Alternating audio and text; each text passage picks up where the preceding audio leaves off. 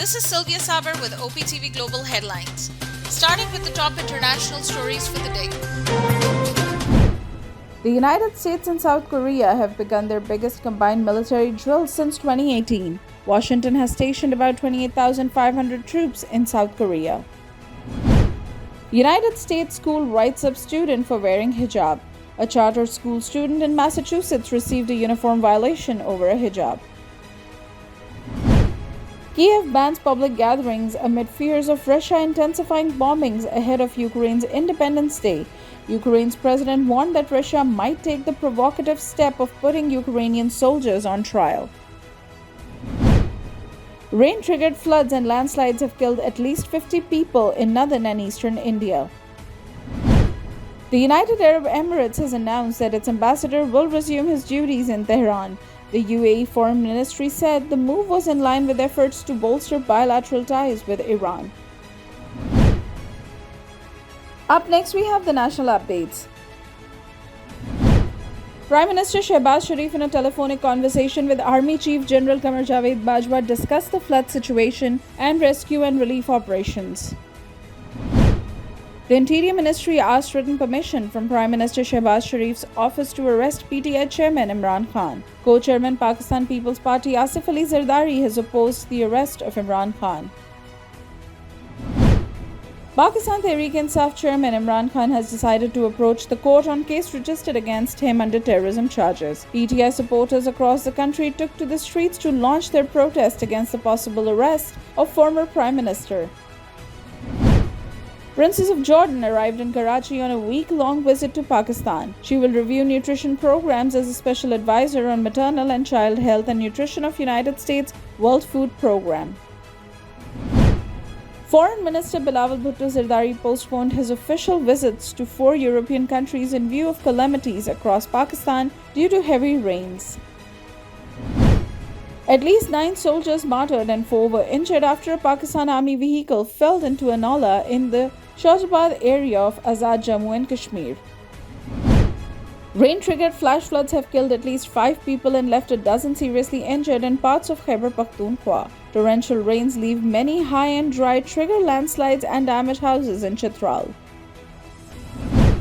Tarbela Dam has attained its maximum conservation level at 1,550 feet above mean sea level. It is a good omen for agricultural and hydropower generation sectors. Up next, we have the health updates. Researchers of United Kingdom found that starch supplement may reduce the risk of some hereditary cancers. Resistant starches are carbohydrates present in beans, oats, cereals, rice, cooked and cooled pasta, peas, and slightly unripe bananas. Up next, we have the updates on science and technology.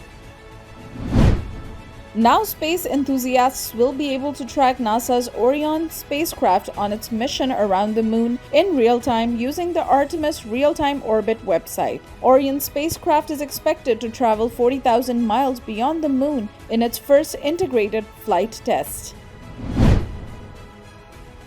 Up next, we have the sports updates. Pakistan cricket team edged the Netherlands by just 9 runs in the third and final one-day international in Rotterdam. Captain Babar Azam and fast bowler Naseem Shah start the match. Pakistani boy sets new world record for most front-to-back claps. 12 years old Rizwan Mahsood smashed the previous record of Syrian boy with 64 claps in half a minute. Up next, we have the entertainment updates. Floods in Balochistan province of Pakistan leave Coke Studios' Kanayari singer Wahab Bukti homeless. Floods washed away his mud house and earnings with other victims of province. Hollywood celebrity couple Jennifer Lopez and Ben Affleck tied the knot for the second time in just over a month. The A-list lovebirds made the wedding official again, this time in front of friends and family at the Good Will Hunting Stars estate in Georgia. Up next, we have the business updates.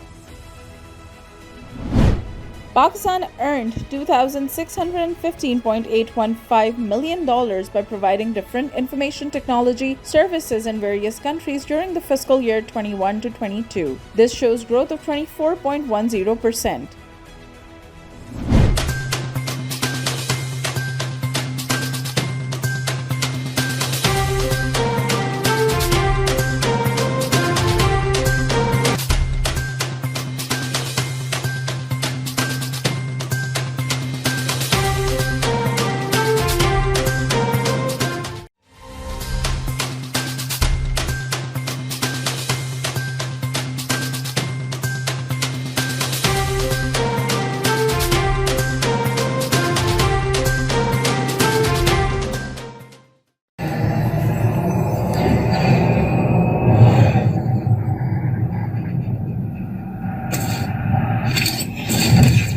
CabaFusion is a pharmacist-owned, patient-focused team of professionals with over 30 years' experience providing intravenous medication to pediatric and adult patients in the comfort and safety of their own home. Founded by Dr. Sohail Masood, a pioneer in the home infusion industry and recipient of Ernst & Young's Entrepreneur of the Year Award, CabaFusion has 28 state-of-the-art compounding pharmacies across the country with service capabilities nationwide. Specializing in IVIG, SCIG, and acute therapies, our highly skilled infusion nurses are present throughout your treatment and our clinicians are on call 24 hours a day. Please visit us at CabaFusion.com for more information.